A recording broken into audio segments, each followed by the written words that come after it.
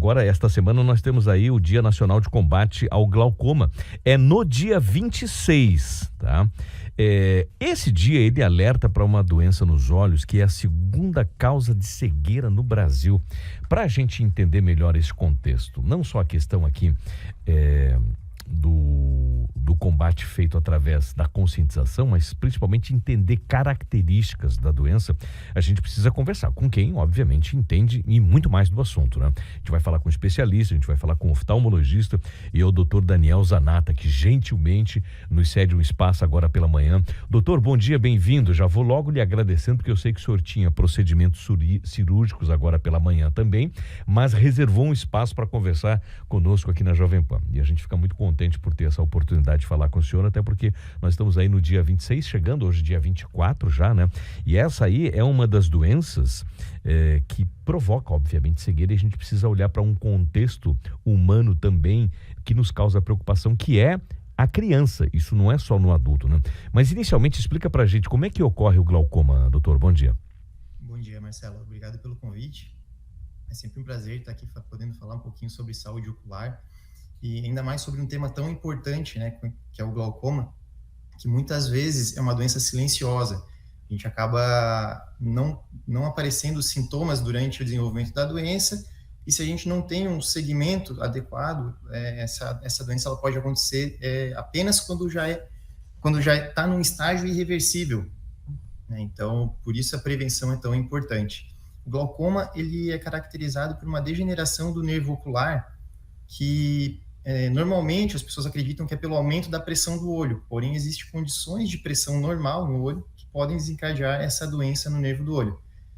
E com a progressão do glaucoma, essa degeneração do nervo óptico, ele pode diminuir o número de fibras nervosas e inicialmente começa a ter uma perda da visão periférica que vai encurtando até a gente ficar só com a visão central, né? Nós chamamos de visão tubular. E essa visão tubular, muitas vezes, é nesse momento que é percebido, né, o sintoma inicial e buscado o atendimento.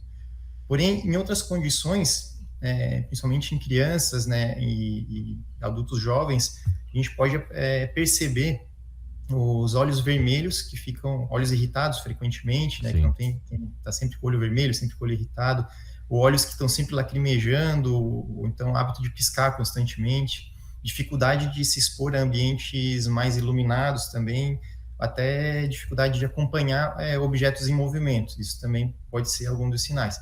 São sinais discretos, né? Então não são específicos da doença, não existe um sinal que a gente possa dizer assim, não, esse é exclusivo do glaucoma, se tiver isso, corre para atendimento. Por isso que a gente sempre indica fazer as consultas de rotina. E isso pode acometer qualquer idade, é mais comum após os 40 anos de idade, porém, desde o nascimento, né, nós temos o glaucoma congênito, que acomete bebês logo ao nascer. A gente tem o glaucoma infantil, temos glaucoma juvenil. Então, tem várias características, né? Não é só uma doença de adulto e idoso. Doutor, glaucoma não tem cura não, né? Ou tem? Glaucoma tem tratamento. O tratamento do glaucoma a gente consegue estabilizar. Porém, hoje a medicina não tem tecnologia para reverter a lesão do nervo. Por isso que é muito importante a gente estabilizar o quanto antes, né? Isso com colírios, com cirurgia, tem toda uma terapêutica aí, a gente tem uma gama de tratamentos possíveis, né? Laser, enfim. E isso, com essa estabilização do glaucoma, a gente consegue manter aquela quantidade de fibra nervosa que o paciente tem. Mas a partir do momento que ele perde, essa reversão ainda não é possível. Pode ser que nos próximos anos aí a medicina evolua a ponto da gente conseguir fazer essa reversão. Então, por isso que hoje é tão importante, a gente bate tanto na tecla da prevenção, isso que é o essencial. Com relação ainda à doença em si falando, existem outras que acabam sendo variáveis por conta do glaucoma, ou seja, tem alguma outra situação de saúde dessa região do ser humano que pode ser talvez identificada através de uma avaliação, porque talvez num primeiro momento, não sei, doutor, estou aqui pensando, né? O senhor pode me ajudar e me corrigir se for o caso. Num primeiro momento, talvez, eu acho que eu estou com glaucoma. Ninguém fica achando do nada, mas as pessoas costumam ir buscar informações no Google. Eu estou sentindo tal coisa, pode ser glaucoma.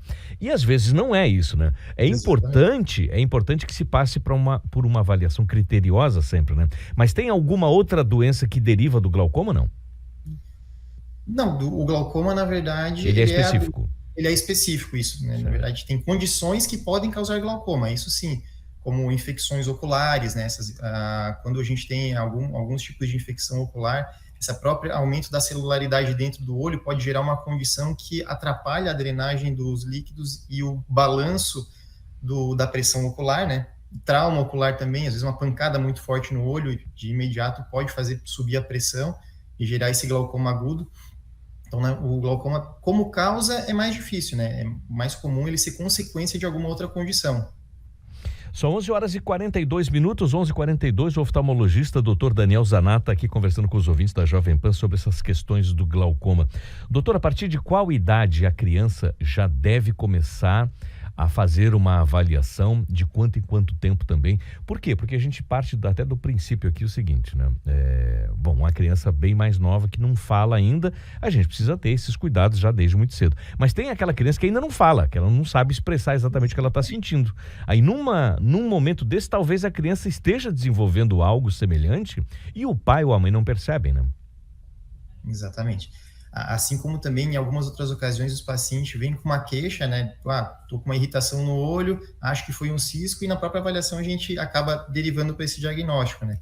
Mas em relação à rotina e à prevenção, o Ministério da Saúde preconiza que a primeira avaliação seja feita ainda na maternidade, antes da alta, né? Então o bebê nasceu, vai passar por essa avaliação. Muitas vezes, essa oportunidade de avaliação é o próprio pediatra que faz.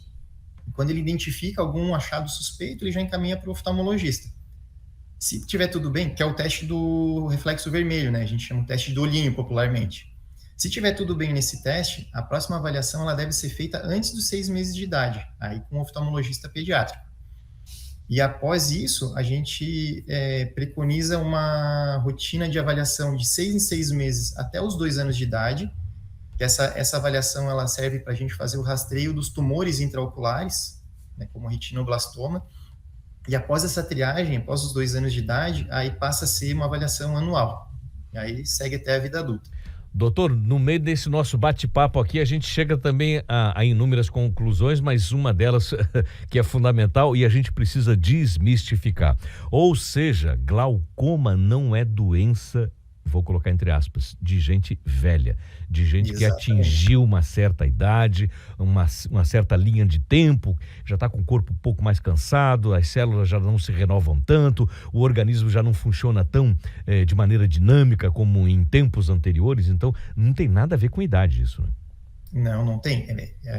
Como a gente comentou antes, é mais comum, né, a partir dos 40 anos de idade, mas a gente tem toda essa gama de pacientes que a gente não pode deixar desassistido, justamente pelo fato de que, como você comentou no começo, o glaucoma é a segunda causa de cegueira no Brasil, quando a gente leva em consideração catarata, que é a primeira causa de cegueira mundial reversível.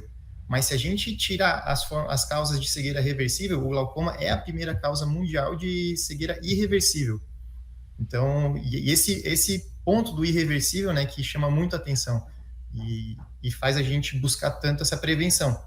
O diagnóstico precoce faz toda a diferença na evolução da doença e na qualidade de vida desses pacientes.